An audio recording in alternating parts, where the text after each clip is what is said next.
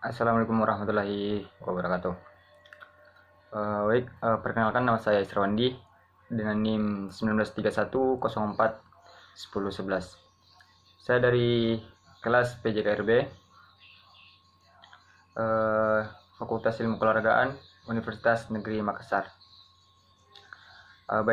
Di video ini saya akan menjelaskan materi tentang daya ledak.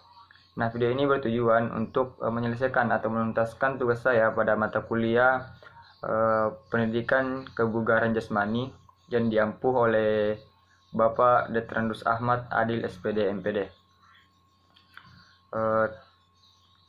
Mungkin itu saja untuk perkenalannya. Sebelumnya, apa itu daya ledak? Jadi, daya ledak adalah kemampuan otot atau sekelompok otot seseorang untuk mempergunakan kekuatan maksimum yang dikerahkan dalam waktu sependek-pendeknya atau sesingkat-singkatnya. Jadi, daya ledak dapat dinyatakan sebagai kekuatan ekspor dan banyak dibutuhkan oleh cabang-cabang olahraga predominan, kontrak atau cepat atau kuat. Kedua unsur ini saling berpengaruh. Jadi itu yang dimaksud dengan daya ledak. Nah, kemudian ada beberapa ahli yang menjelaskan tentang daya ledak. Yang pertama itu Soeharno. Soeharno itu mengutarakan bahwa daya ledak adalah kekuatan sebuah otot untuk mengatasi tahap beban dengan kecepatan tinggi dalam gerakan yang utuh. Kemudian Sajoto mengutarakan daya ledak yaitu kemampuan seseorang untuk mempengaruhi kekuatan maksimum yang dikerahkan dalam waktu yang sesingkat-singkatnya. Itu menurut Sajoto. Kemudian ada juga pakar yaitu Hert mengatakan bahwa daya ledak adalah suatu kemampuan seseorang atlet untuk mengatasi suatu hambatan dengan kecepatan kontraksi yang tinggi. Daya ledak ini diperlukan di beberapa gerakan atlet, misalnya pada atletik seperti melempar, tendangan tinggi, dan tendangan jauh. Jadi itu beberapa ahli yang dapat saya sebutkan tadi. 3 ahli yang mengutarakan pendapatnya tentang daya ledak. Nah, kemudian kita perlu juga mengetahui jenis-jenis dari daya ledak. Jenis-jenis daya ledak itu terdiri dari 2, yaitu daya ledak relatif dan daya ledak mutlak. Jadi yang pertama, daya ledak relatif. Daya ledak relatif adalah kekuatan untuk menggerakkan berat badan sendiri secara cepat dan meledak. Hal ini berkaitan dengan kecepatan bila berlari pada satu arah, kelincahan dan koordinasi bila berlari mengelilingi rintangan, pengukuran dengan melakukan tes lompat jauh tanpa awalan dan loncatan tegak. Itu jenis daya ledak relatif. Nah, kemudian yang kedua yaitu daya ledak mutlak. Nah, daya ledak mutlak adalah kekuatan atau daya untuk menggerakkan badan lurus secara cepat dan meledak. Pengukurannya itu antara lain dengan melakukan tes melompat bola medik, mengangkat beban luar dengan cepat, tes dengan daya ledak tungkai. Itu adalah daya ledak mutlak. Jadi cara penilaiannya dalam jenis-jenis daya ledak itu berbeda ya. Nah, itu tadi penjelasan tentang jenis-jenis daya ledak. Nah, kemudian setelah kita mengetahui jenis-jenis daya ledak itu juga memiliki faktor-faktor. Jadi faktor yang mempengaruhi daya ledak ada 2, yaitu faktor internal dan eksternal. Nah, faktor internal yang mempengaruhi daya ledak yang pertama yaitu jenis kelamin, kemudian pembesaran massa otot. Kemudian tinggi badan, kesegaran jasmani, dan yang terakhir itu perbedaan dan penambahan usia. Itu faktor internal yang mempengaruhi daya ledak. Nah, kemudian faktor eksternal. Faktor eksternalnya itu cuma dua, yaitu suhu lingkungan dan kelembapan relatif. Jadi itu faktor-faktor yang mempengaruhi daya ledak. Nah, kemudian daya ledak otot tungkai. Apa itu daya ledak otot tungkai?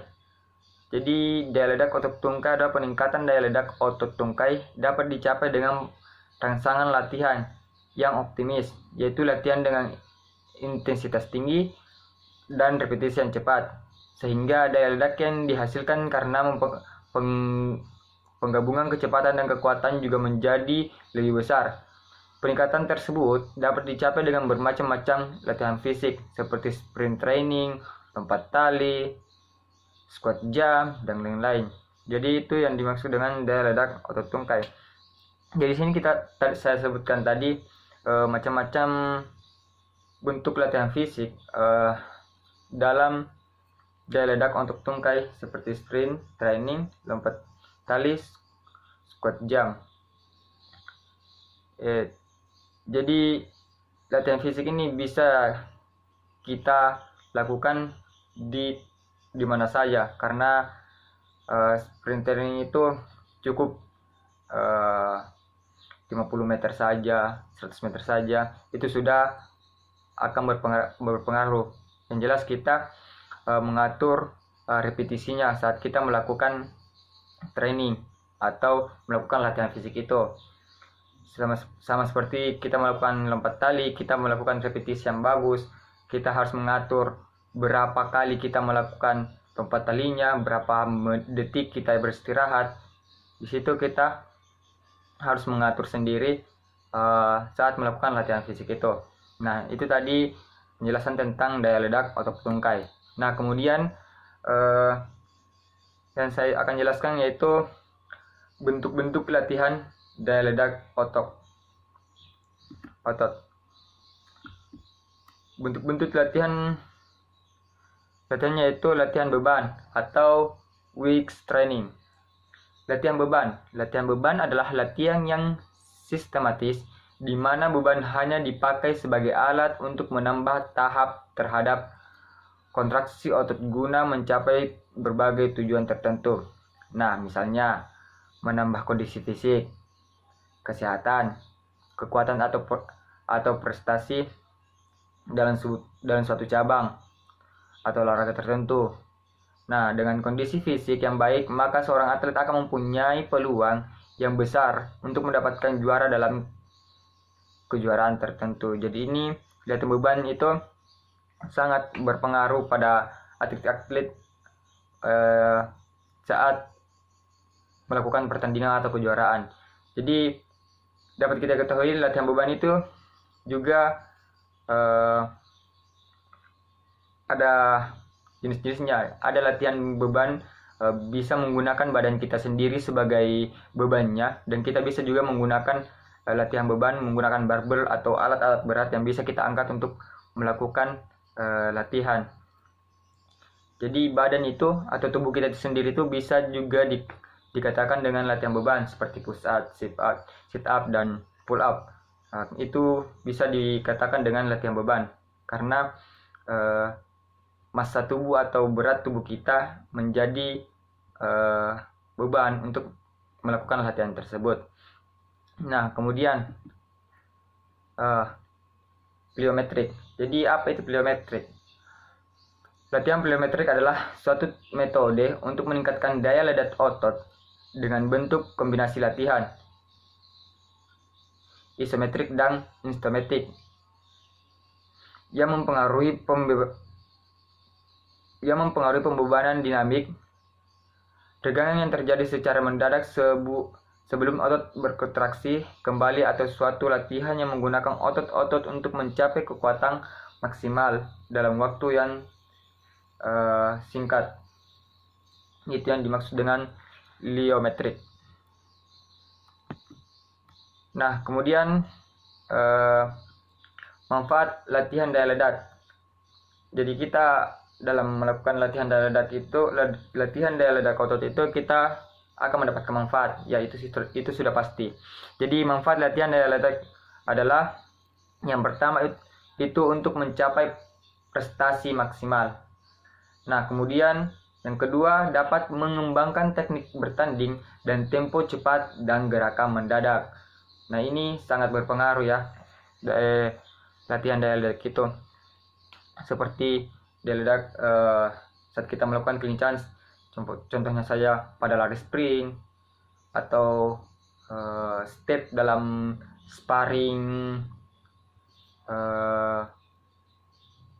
sebuah cabang olahraga bela diri, itu sangat berpengaruh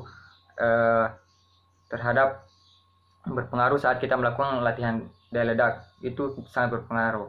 Nah, kemudian manfaat yang ketiga itu memantapkan mental bertanding atlet. Dan yang terakhir itu simpanan tenaga anaerobik cukup banyak.